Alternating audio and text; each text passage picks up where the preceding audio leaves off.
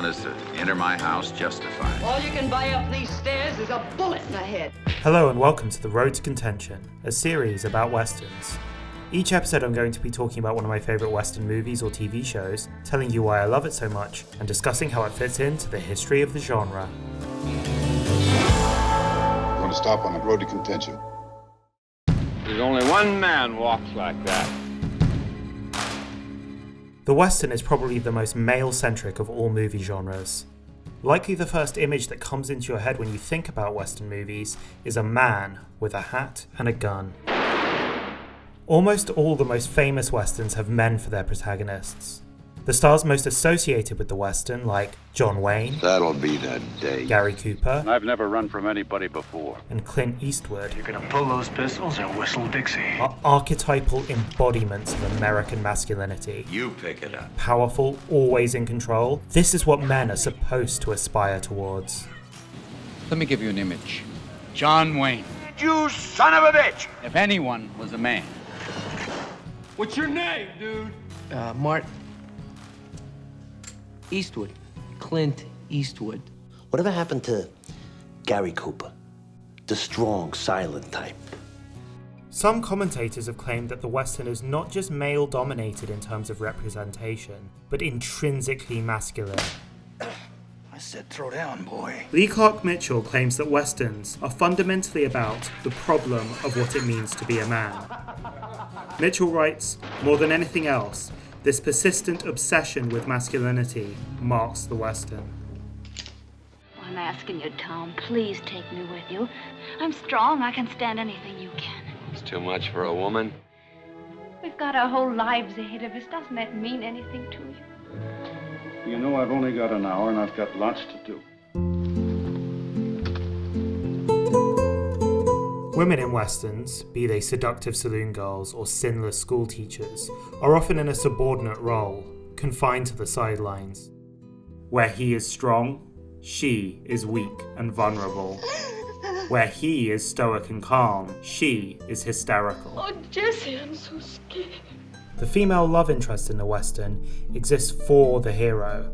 Her love for him is unconditional. Fundamentally, she knows her place, and it's by his side.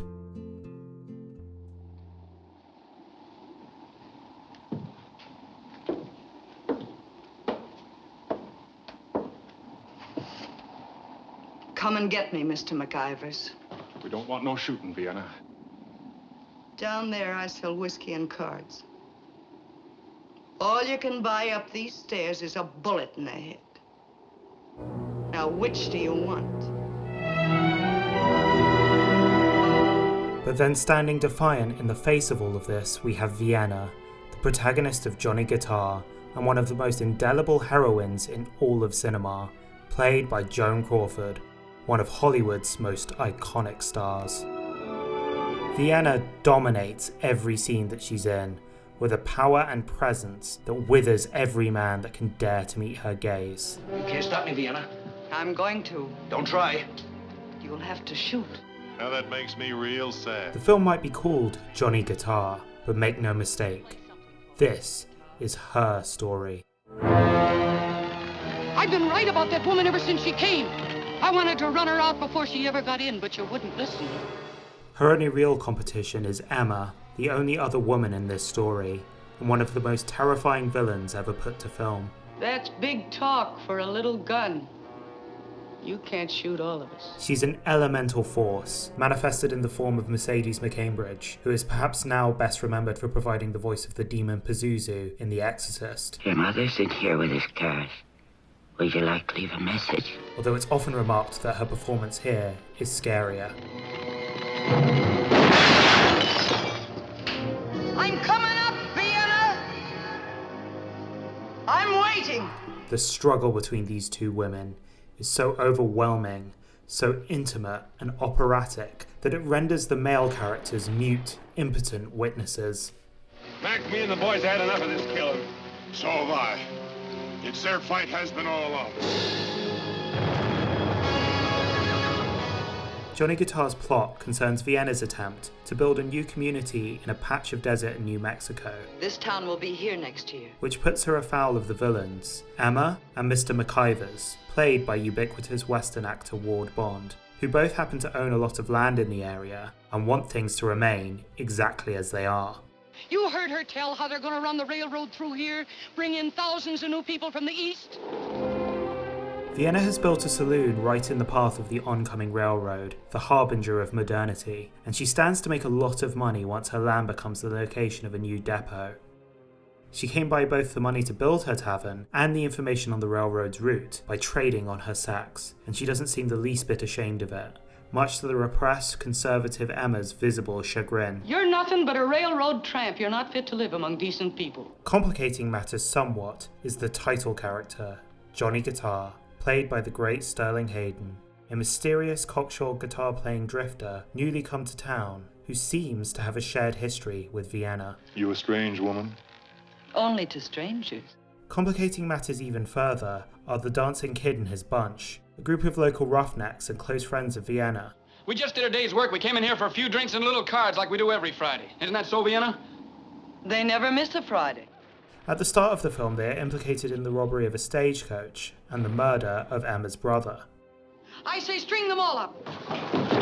When the Dancing Kids gang figure they may as well commit a real robbery, if they are going to be blamed for one that they are innocent of, I'm gonna leave this town so broke they'll never forget the Dancing Kid. the stage is set for a final confrontation as a lynch mob led by Emma hunts down the band of outsiders.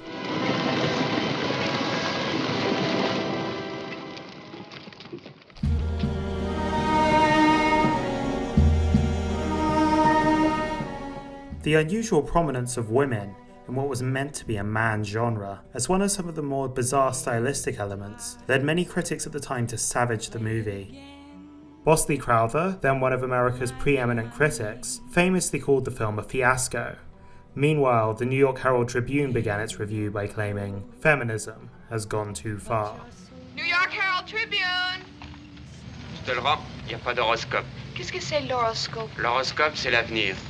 I was always a fool for my Johnny. This was not quite enough to dampen audiences' appetite for the film, and it was a reasonable financial success, making it onto Variety's list of 1954 box office champs. Over the years, Johnny Guitar has become regarded as a classic, beloved by many cinephiles. Johnny Guitar is one of the cinema's great operatic works, meaning that it is pitched from beginning to end in a tone that is convulsive and passionate. There's really no other film quite like it. The critics writing for Cahiers du Cinéma in the 1950s, who later became the directors of the French New Wave, were among the first to recognise its brilliance and to canonise its director, Nicholas Ray, as a genius. Au cinéma cette semaine. Pour la 13e fois au cinéma. Évidemment, je joue Johnny Guitar en bas. Ben que ça instruise.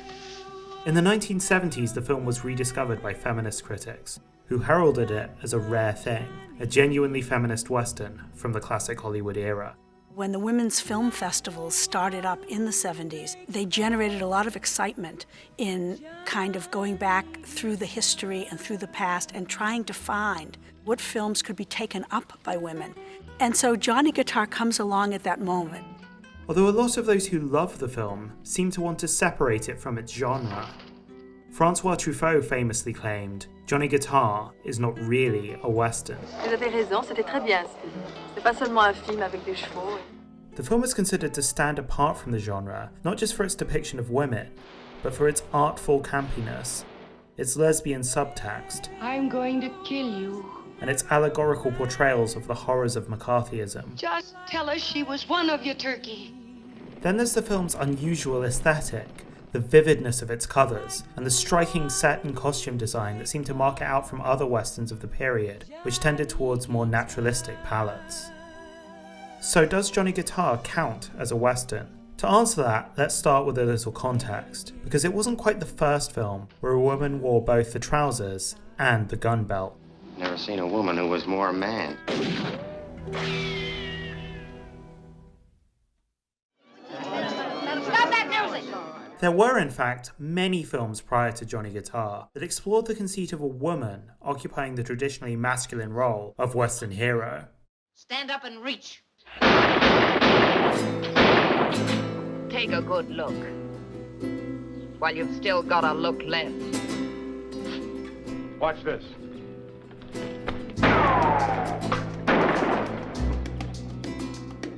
Let's talk this thing over.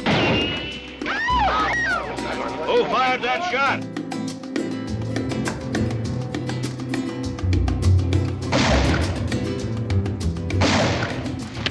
I don't like women who act so high.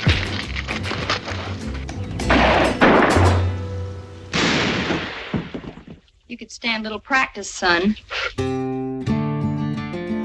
Just as there were certain real-life male figures that Westerns love to return to, like Wyatt Earp, Jesse James, and Billy the Kid, He's waiting for those chickens of yours to hatch. so too there were female equivalents in Calamity Jane, Belle Starr, and Annie Oakley. However, the Westerns that these characters were portrayed in were often musicals and comedies. In fact, if you see a woman brandishing a weapon in a Western, there's a very good chance she's going to break into song at some point. Over the Deadwood stages are rolling out over the plains, with the curtains flapping and the driver a slapping the reins. A man never trifles with gals who carry rifles. Oh, you can't get a man with a gun. This fascinating guy from Philly was duck soup for the Gilded Lily. My wonderful one, I've begun living all my life. Set 'em up, Joe, set 'em up, Joe, set 'em up, Joe. Due to the less serious tone of the musical and comedy genres, the subversiveness of these characters can be played off as a comical incongruity. This isn't to say that musical and comedy films are in some way inherently sexist, rather that the comedy in these films specifically often undercuts the female protagonists.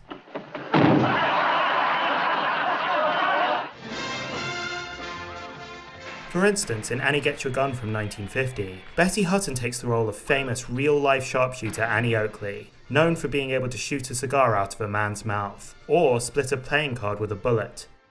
In the film, Annie starts out acting coarsely, dressed in masculine garb. Mighty pretty shooting. Mighty pretty eating, too. But when she joins up with Buffalo Bill's Wild West show and falls in love with her dashing rival, sharpshooter Frank Butler, played by Howard Keel, she makes a determined effort to become more feminine, to be the kind of woman that he would want. Ho! In spite of her superior skills, Annie ultimately ends up deliberately failing in a shooting contest so as not to damage Butler's fragile ego. I quit. I concede this match to Mr. Frank Butler, the greatest sharpshooter in the world. As the song goes, you can't get a man with a gun. Anything you can do, I can do better. And so we see how the idea of a woman being more capable than a man is first undercut by the comical and frivolous nature of the musical comedy genre, then contained by a narrative that places greater emphasis on the fulfillment of the character's romantic desire than her career or her abilities. Audiences loved Annie Get Your Gun. It was the third highest grossing film of the year. And so to cash in on that success, in 1953 another musical was made about a famous real-life woman of the West, Calamity Jane. Based very loosely on the real life of Jane Cannery, a scout and frontierswoman. Howard Keel once again plays the male love interest, this time famous gunfighter Wild Bill Hickok. Bonehead troublemaker. Doris Day takes the title role, and from the outset, the sight of a woman dressed like a man and acting tough is played for laughs. Both the audiences and the male characters. Must have killed about 30 of them painted varmints before they got discouraged. Yet while Jane may be a braggart who overestimates her abilities, her fundamental competence is shown early on when she rescues her love interest from the Sioux.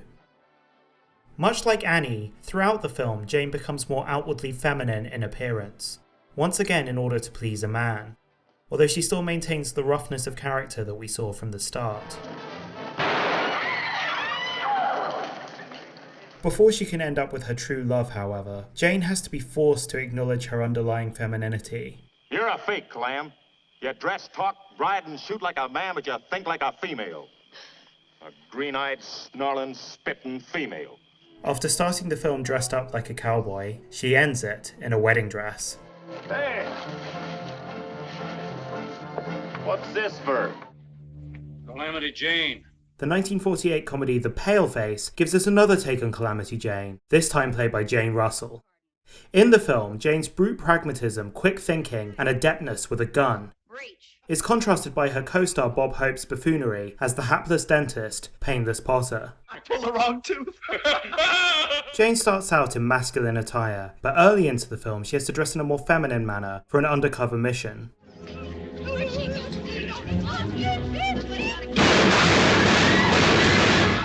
You looking for someone? Partway through there's an incident that leaves Potter under the impression that he has killed 11 Indian warriors. However, it was, in fact, Jane firing from concealment that dispatched them. Following this, Potter struts around, turning into an over-the-top parody of a masculine Western hero, while in the background, Jane works to bring down the villains and save the day. All right, Potter. While showing little to no regard for Potter. There's an old saying, when you're hunting a mountain lion, stake out a goat. Yet even in this slapstick world, genders can only stay flipped for so long. Jane's tough, take-no-prisoners attitude gradually softens as she falls improbably madly in love with Potter, and ultimately ends up a damsel in distress, needing to be saved by him. Don't move, I'll try to lead him away. As with the Doris Day film, here too we end with the sight of Calamity Jane in a wedding dress.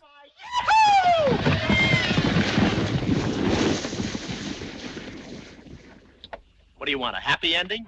Jane Russell played gun-toting Western heroines on more than one occasion.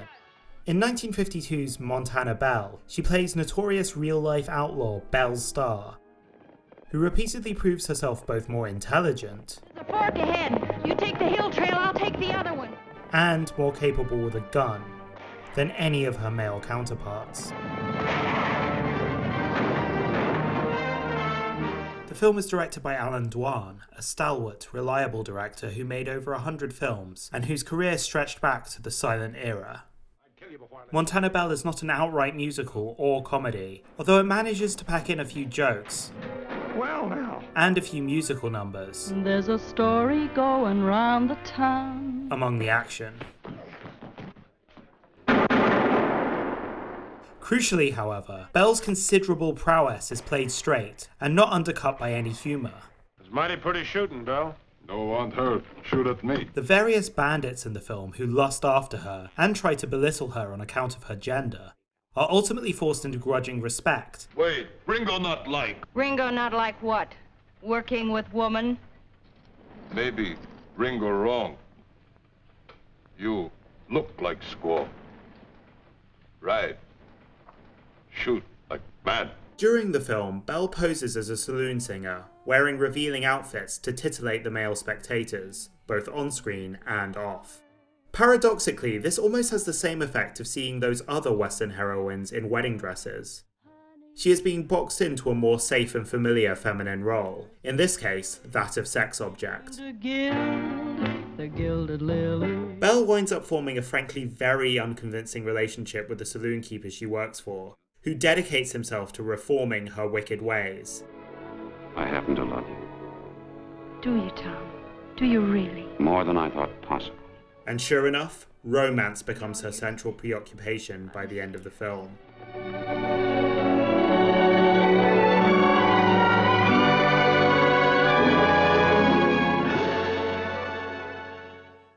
A similar narrative of redemption, brought about by a male love interest, plays out in one of the strangest, yet most poignant women-led westerns of the era, Hellfire from 1949.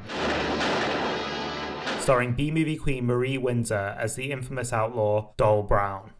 Doll's speed and skill with a gun is established right when she first appears on screen, and we get the rare sight of a woman gunning down a man in a quick-draw showdown. Well, take a good look. Afterwards, a bunch of men gather to admire her handiwork. He sure died nice. Look at them bullet holes. The plot of Hellfire revolves around the attempts of a man called Zeb Smith to redeem Doll and get her to turn herself over to the law so that her reward money can be used to fund a church. And just how are you figuring on collecting it? With this? It's an odd film, one that seems at times to be attempting to convert its audience to Christianity. When you play the other fellow's game, you never know when you're going to get a crooked deal.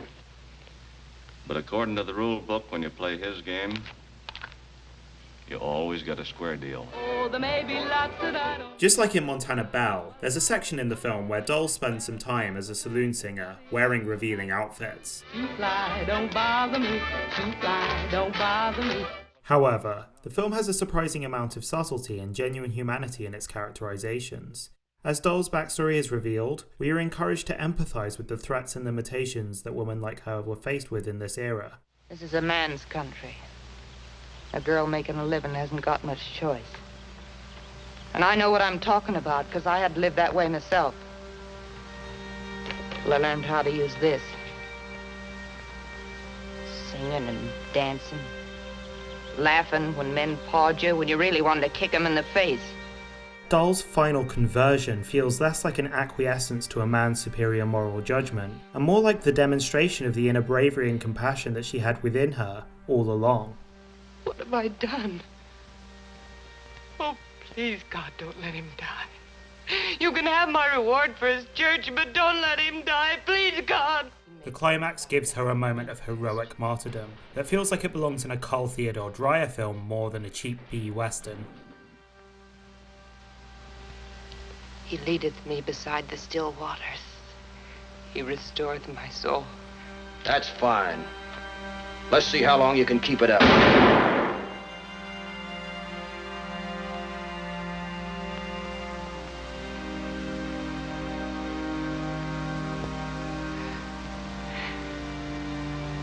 Yea, though I walk through the valley of the shadow of death, I'll fear no evil, for thou art with me.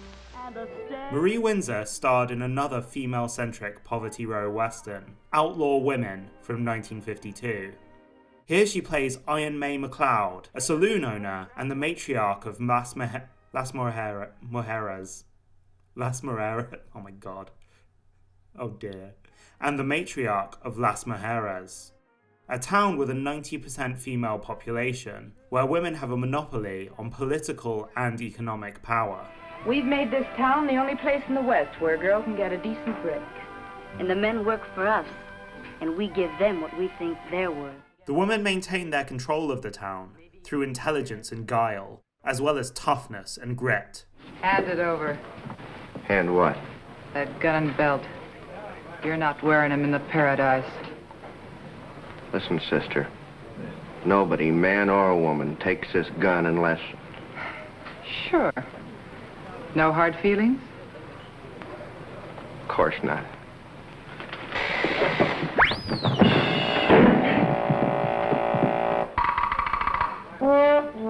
You'll get them back when you leave here. As the story progresses, they face threats from both outlaws who want to steal their money, and the encroachment of civilization and law, which will disenfranchise them and force them into being second-class citizens. Whoever wins that election will control Las Mujeres. So what? There are 9 women to every man in this town. That's a pretty good majority. Just one thing wrong, May. You see, women can't vote, and they can't hold office.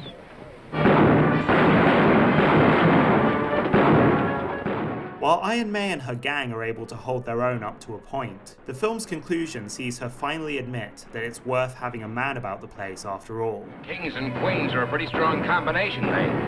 Too bad we're not partners again. What do you just made yourself a deal? And she marries her old flame, who becomes the town's marshal and new leader. The film jokingly implies that the woman will still be able to exert power, not as gunslingers, business owners, or political leaders, but rather as nagging wives. This country has been run long enough by women. From now on, it's going to be different. Woody, Yes, dear. we're late for the McHenry's birthday party. Why don't you stop talking? We're late. Come on, slow one. The female star that was most able to function as a credible lead in classic Hollywood westerns was Barbara Stanwyck. Her involvement in the genre stretched over several decades, from her portrayal of Annie Oakley in 1935, to her role in the TV series The Big Valley in the 1960s. The sight of Stanwyck with a gun was not intended to be comical or ridiculous. We believe in her prowess and abilities, as do the characters around her. I want to be deputized. Oh, no, we don't deputize ladies, Rella. The posse will catch those devils all right. That posse will be back tomorrow with saddle sores and alibis. Let's not waste time. All right, Rella. Raise your right hand. Do you take the oath to execute your duties to the best of your ability? I do. Don't take any chances, but if you meet up with Wes Anderson, bring him back dead or alive. And we had an act of the story that was based on that. But we didn't know what was happening. This was matched by Stanwyck's real-life commitment to doing her own stunts, even going as far as doing this death-defying drop down a waterfall in 1953's The Moonlighter.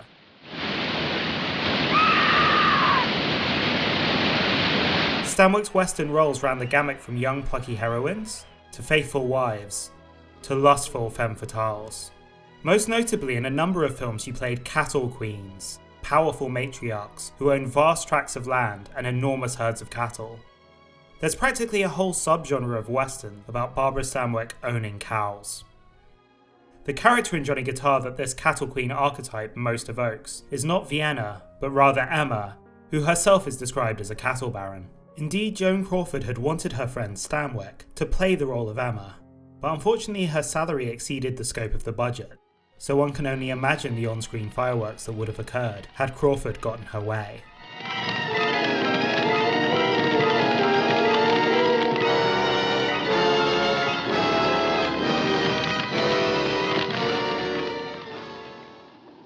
He's dead.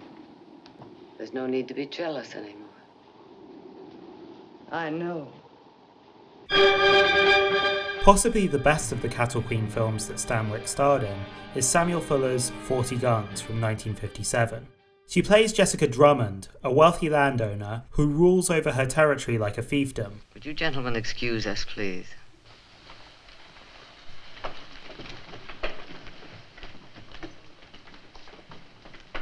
Till tough lawman Griff Bonnell comes to town and melts her heart. I need a strong man to carry out my orders. And a weak man to take them. My throat's dry, I'm talking too much. Stanwyck's character has her own theme song in the film, which mythologizes her. She's a high-riding woman with a whip. She commands and men obey. But also ends by neatly summarizing the limitations of the portrayals we've talked about so far.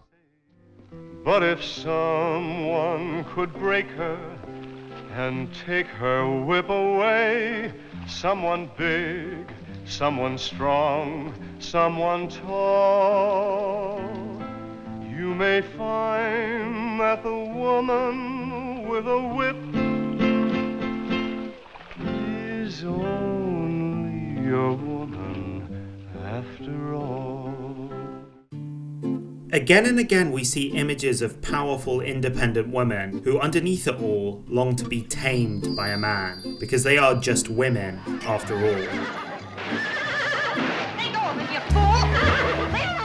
Nobody's ever been able to handle my horse Thunderbolt before, except in me. Why, he's half killed men who so much as tried to lay a hand on him. You had him purring like a kitten with a half a dozen words. It's as though these filmmakers know that by presenting women who are strong-willed, tough, and talented, who buck gender norms in how they dress and behave, they are creating something threatening and subversive. They might lead an audience to question why women are so often presented as weak and subservient. They might even start to question the restrictive roles that are placed on women in society at large. Not to mention the fact that showing a woman dressed like a man might start to raise questions about the character's sexuality or gender identity. You're a woman? Why, of course I'm a woman. You thought I was a man? At a time when any presentation of homosexuality was strictly prohibited by the Hays Code, and knowledge and discussion of transgender people was all but non-existent in mainstream society. And so these women have to fall madly in love with a man and sculpt themselves according to that man's wishes, to reassure the audience that men are the stronger and more important sex. And of course, to make sure that we understand that these women are not lesbians. Gosh almighty.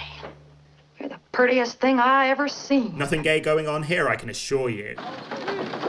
What's the trouble, Phoebe? Who's she? Phoebe Titus, the only American woman in Tucson. Think she's gonna need help? Offhand, knowing Phoebe, I'd say no. Probably the single most glaring example of this narrative is also one of the earliest. In the 1940 film Arizona, Jean Arthur stars as Phoebe Titus, a gun-toting heroine, who at the start of the film stands off against a group of vicious bandits that have stolen her money. All right, put that money on the table and get ready to feel lead. And yet, by the end of the film, we once again find a gunslinging heroine in a wedding dress. Phoebe buys groceries, while her new husband, Peter Munsey, played by an impossibly young William Holden, takes care of the main villain of the film off-screen. For Pete Kitchen's hams. And, 50 pounds. These two images of Phoebe, one with rifle in hand, making men quake in their boots, and the other helpless in a wedding dress, dependent on her husband to save her, encapsulate the narrative that we have seen play out over and over and over again. As Pam Cook writes, it's unusual for a woman who starts out wearing pants, carrying a gun, and riding a horse to still be doing so at the end of the movie, for women can never really be heroes in the Western. That would mean the end of the genre. Let's see you shoot her! And yet, in Johnny Guitar, Vienna is still wielding a gun and wearing pants at the end. It is her, not Johnny, that fights in the final showdown. Indeed, the way Johnny Guitar frames Vienna is unique for a female Western protagonist right from the very beginning. For instance, if we compare the scene where Vienna confronts the mob in her saloon early in the film with a similar scene in Arizona, a lot of very interesting differences become apparent. In Arizona, when Phoebe confronts the two men who have stolen money from her, she is backed up by the other men in the bar, the implication being that were violence to break out, they would step in to protect her. You better do what the lady says. And so there's no real danger or tension to this scene. Fundamentally, Phoebe is being treated with kid gloves here.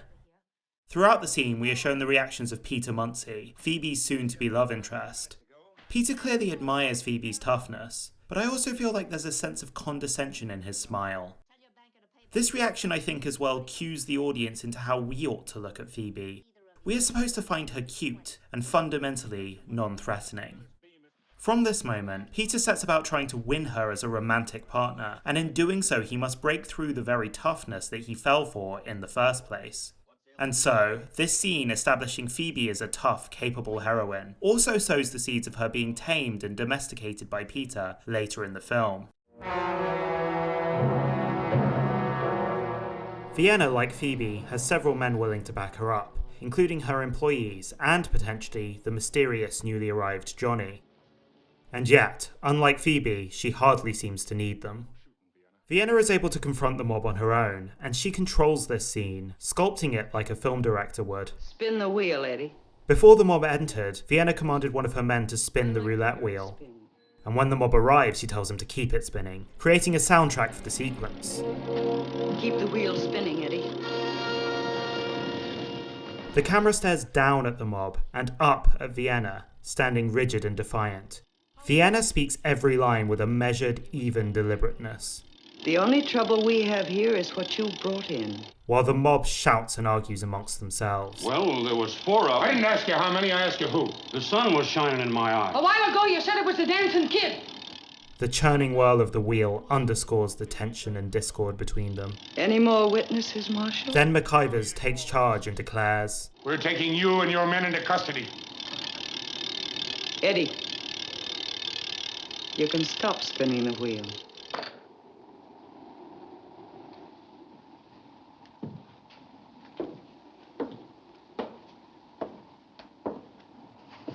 This is a theatrical display on the part of Vienna, designed to create a particular effect in her hostile audience.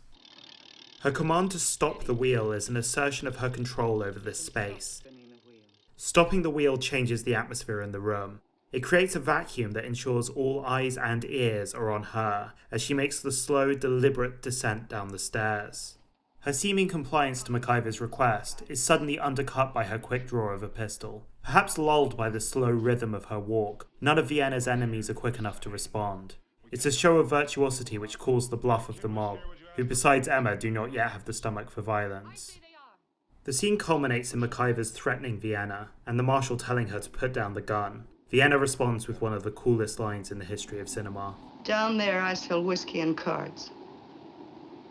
All you can buy up these stairs is a bullet in the head. Now, which do you want? Unlike Phoebe, Vienna's power in this scene is not shown to be granted by the men around her. We barely register her subordinates with guns once the conflict gets going, only seeing them on the edge of frame. When the camera cuts back to Johnny, it is only to let us know that he is watching and listening to what is happening. Vienna, not Johnny, is the subject of this scene. It took a long time for the truth to come out, didn't it? This entire scene is a display of Vienna's power, her skill, her intelligence, her eloquence, and her bravery. At no point is a woman displaying these traits presented as incongruous, or even strange in the slightest. Here we see a woman in a western, fully capable of fighting her own battles, on her own terms. Not only that, her antagonist, and the next most important character in the film, is also a woman. I'm going to kill you. I know. If I don't kill you first. Just like Vienna, Emma's skill and potency is demonstrated to us throughout the film, although Emma finds that the men around her, in particular the Marshal and Mr. McIvers, the town patriarch, are constantly undermining her. The Marshal's right. You'll only slow us up. I'm riding with you. And I'll be riding first. Yet as Emma says, she is invariably the one who rides first. Take this shot where we see how Emma is the one who controls the movement of the crowd. She steps forward and the others follow, matching her pace. And when the villains confront Vienna, Emma is often center frame, striking a powerful pose, the camera staring up at her as it does Vienna.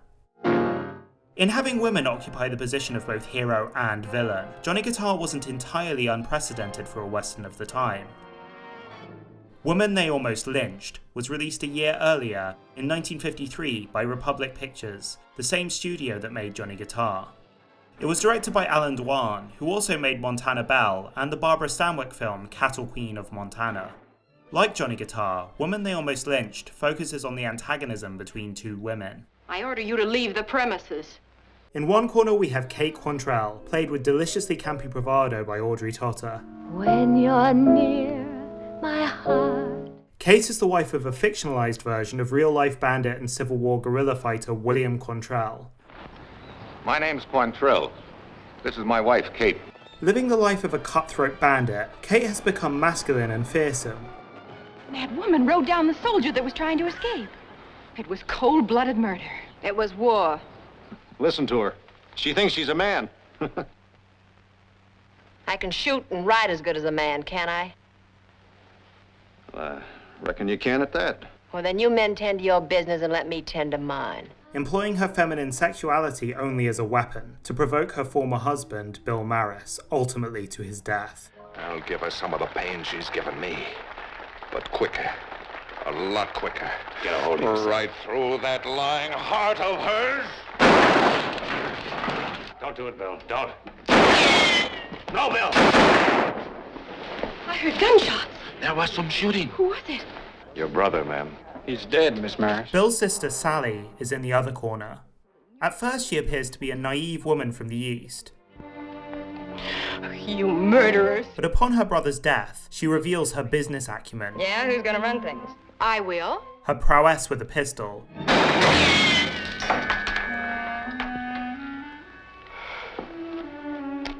And she adopts a more sexualized persona as a sultry saloon girl. How am I doing? The antagonism between these two women comes to a head with a classic trope, the catfight.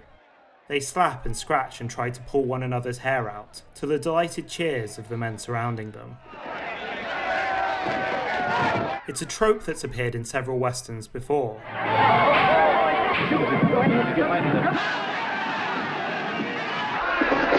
The The humiliation of the woman in order to titillate the male audience, both on screen and in the movie theatre, seems to be the primary purpose of this spectacle.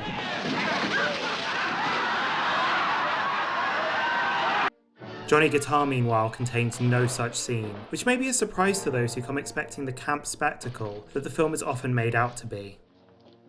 The final confrontation between Vienna and Emma also occurs in front of a male audience, but they look upon it more with terror than titillation.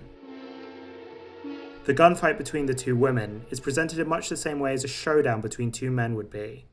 Both characters stand about 10 feet apart, with their guns by their sides, and have a kind of quick draw contest. It is Emma that wins the first bout. At this point, both Johnny and the dancing kid rush forward, and we might expect them to save Vienna, but she is the one who fires the final shot. You can tell how good a western is from how far the villain rolls down the cliff once they've been shot. It's a masterpiece. In The Woman They Almost Lynched, Kate and Sally get a final showdown too. After which, Kate is decried for not being a proper woman. Why don't you try acting like a woman? You're too yellow to kill me. You were born a woman, but look at you. A bloodthirsty female, a disgrace to all women. We then discover that Kate's tough, masculine persona was actually formed in response to trauma. Quantrill came and tore me out of his arms. Oh, at first I fought him. I tried every way I knew how to escape. And then later on, I became just like him.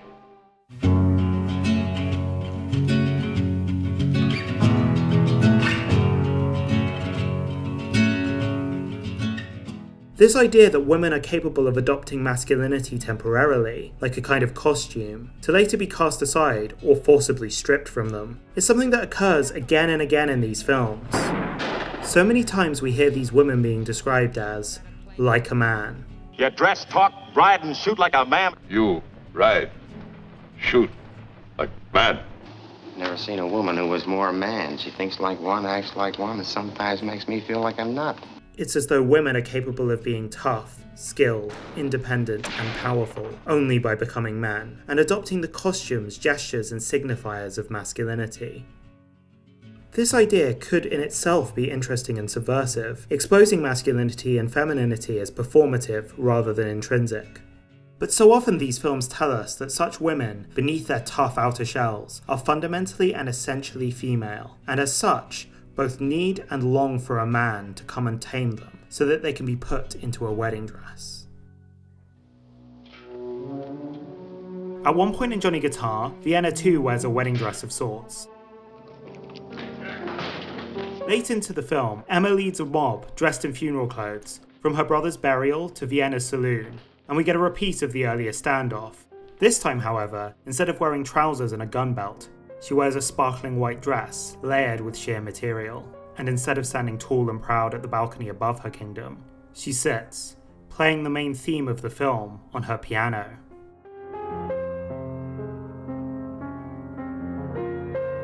Her dress is not for her love interest Johnny, who she has just dismissed, nor is it the reveal of her true underlying feminine nature.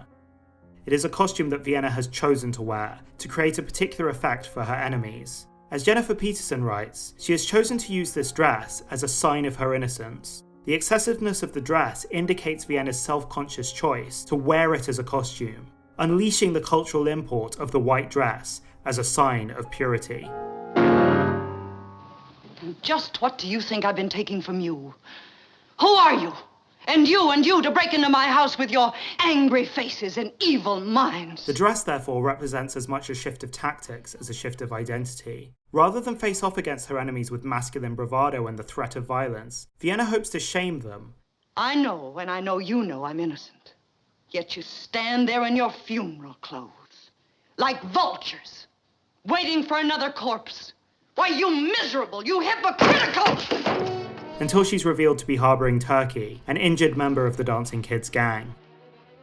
Vienna and Turkey are taken to be hung, but after the boy has been dealt with, the men in the mob start to feel compunctions about hanging a woman. I can't. Not a woman. That image of Vienna in the pure white dress, illuminated by firelight, surrounded by the darkness of the night and the black clothes of her accusers, seems to be as captivating to these men as it is to the audience. You'll have to do it yourself, Emma. At this point, Vienna is feminine not just in appearance, but also in the part she plays in the narrative. She is now a damsel in distress, and she must be saved by the male hero Johnny. Yet this is not a revelation of some underlying truth about Vienna, that deep down she needs a man. Both her costume and position within the narrative continue to shift. Jennifer Peterson relates Johnny Guitar to philosopher Judith Butler's work on the nature of gender. In her most famous book, Gender Trouble, Butler argues that gender is not a natural, innate, or biologically determined facet of our identities. Instead, gender is performative. It is produced by our gestures, our clothing, and our vocal intonation. You can back out any time you want. We act and walk and speak and talk in ways that consolidate an impression of being a man or being a woman. According to Peterson, by alternately adopting masculine and feminine clothing and behaviour, Vienna is engaging in a parodic deconstruction of gender. She writes, "It can be argued that Vienna acts out a radical critique of the binary gender construction itself, demonstrating that a full character is inadequately pigeonholed by rigid identities.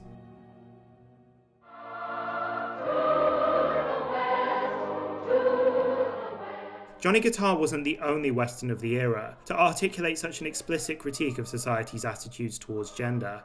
In 1951, Westward the Women told the story of a wagon train, almost entirely composed of women, being taken out to California to serve as wives for the workers on a ranch, occupied only by men.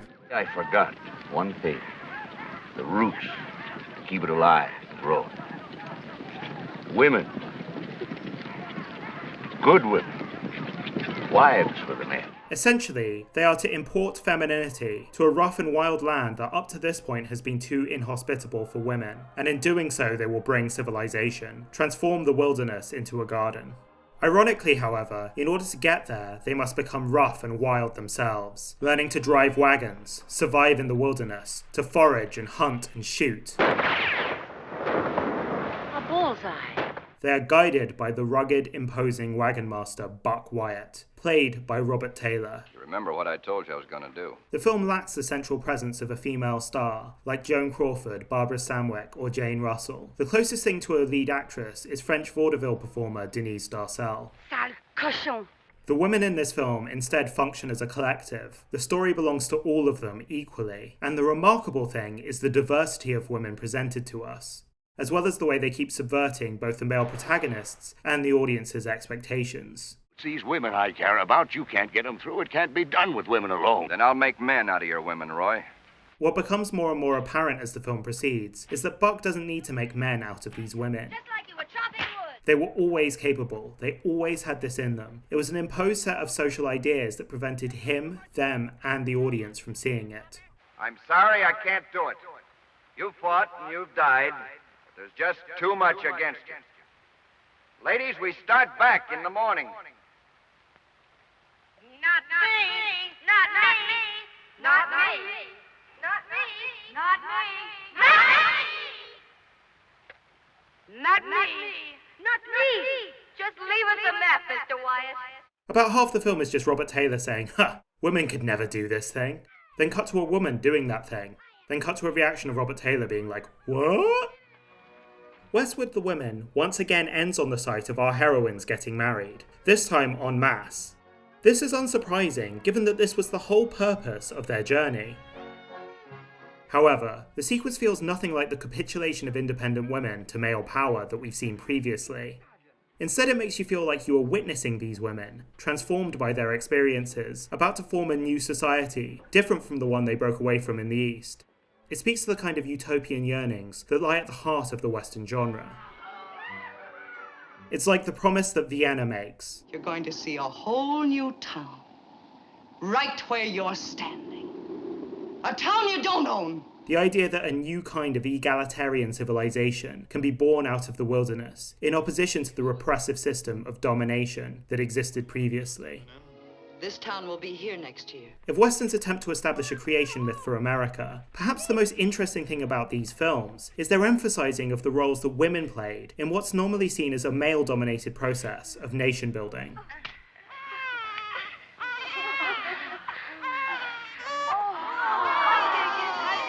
You'd better stick to your dancing, kid. You'll live longer. I think that while Johnny Guitar goes further than perhaps any other Western of the era in these nascent proto-feminist aspirations, we hopefully can now see that it was tapping into a pre-existing tendency within the genre. Sit down. The groundwork was laid in films like Hellfire, Westward the Women, Calamity Jane, and the work of Alan Dwan and Barbara Stanwyck. Women have always been an important part of the Western, and, as we'll discuss, it wasn't only when they held a gun in their hands that they would exercise power. Next time we are going to be looking at the sexual politics of Johnny Guitar, in the context of how female sexuality was portrayed in the westerns of the time.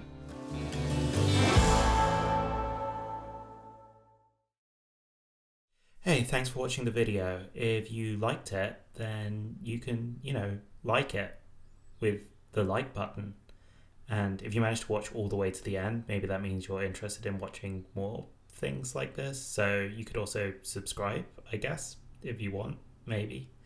Also, if you want to know more about the subject, then in the description below, I will be putting links to a list of all of the films that I've referenced, and also links to kind of the various reading that I did in research for this. Yeah. Anyways, the video is over. You can leave.